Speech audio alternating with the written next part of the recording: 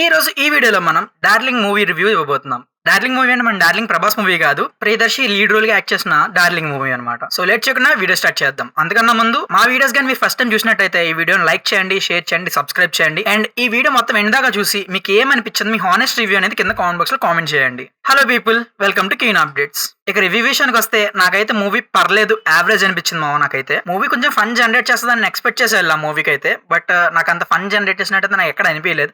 అక్కడక్కడ comedy scenes వచ్చాయి కానీ, బట్ అది కూడా జస్ట్ స్మైల్ వచ్చింది తప్ప జెన్యున్ గా హార్ట్ఫుల్ గా నవ్వే అంత కామెడీ అయితే లేదని అయితే నాకు అనిపించింది. స్ప్లిట్ పర్సనాలిటీ, అది sorry multi split personality disorder అనేది కొంచెం బాగా ఓవర్ గా వాడారన్న ఫీల్ అయితే అనిపించింది నాకైతే. అండ్ ఈ స్ప్లిట్ పర్సనాలిటీ డిసార్డర్ యూస్ చేసి వచ్చిన మూవీస్ లో అపరిచితుడు మూవీ న్యాయం చేసినట్టు ఏ మూవీ అయితే న్యాయం చేయలేకపోయింది ఆ డిసార్డర్ ని. మూవీ చూస్తున్నంత సేపు ఒక కామెడీ జోనర్ లోకి తీసుకెళ్తున్నారేమో అని ఫీల్ అయ్యే లోపల ఆ కామెడీ ఏం లేకుండా పైన అక్కడతో తేల్చేస్తారనమాట. Coming to actor performances, Priyadarshi acting వచ్చి బానే ఉంది, మరి గుడ్ అని చెప్పలేం కానీ he did his job well. ఈ మూవీలో మెయిన్ గా ప్రియదర్శి కన్నా నభా నటేష్ మీద డిపెండ్ అయి ఉంటుంది. బికాస్ దాంట్లో ఉన్నది 5 క్యారెక్టర్స్ అనమాట. అపరిచితులు అయితే 3 క్యారెక్టర్స్ ఉన్నాయి, మల్టీ పర్సనాలిటీ డిసార్డర్. కానీ ఇందులో ఏంటంటే 5 క్యారెక్టర్స్ ప్లే చేయాల్సి వచ్చింది. సో తను చేసిందా అంటే కొన్ని క్యారెక్టర్స్ బాగానే ఉంది, బట్ ఆ చిన్నపిల్ల క్యారెక్టర్ నాకు అని సెట్ అనేది నాకు అనిపించలేదు. అలాగే ఇంకొక గర్ల్ ఉంటుంది, సో అమ్మాయి ఏంటి సూసైడ్ చేసుకోవాలన్న థాట్ తో ఉంటుంది, అది కూడా నాకైతే పెద్ద సెట్ అయినట్టు అయితే నాకు అనిపించలేదు. అండ్ మ్యూజిక్ విషయానికి వస్తే మ్యూజిక్ కూడా పర్లేదు, అక్కడక్కడ బాగానే కొట్టారు. నాకైతే ఆ మ్యూజిక్ కూడా కొత్తగా ఫీల్ అయితే నాకు అనిపించలేదు. ఓకే ఫైన్, బాగుంది అనిపించింది అంతే.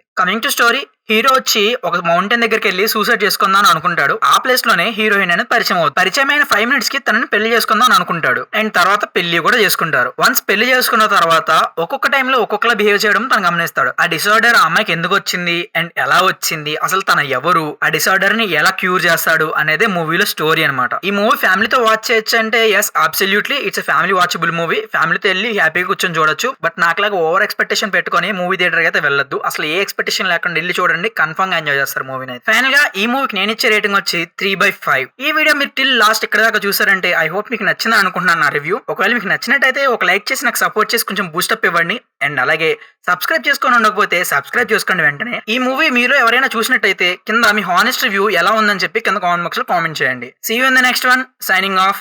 Bye bye.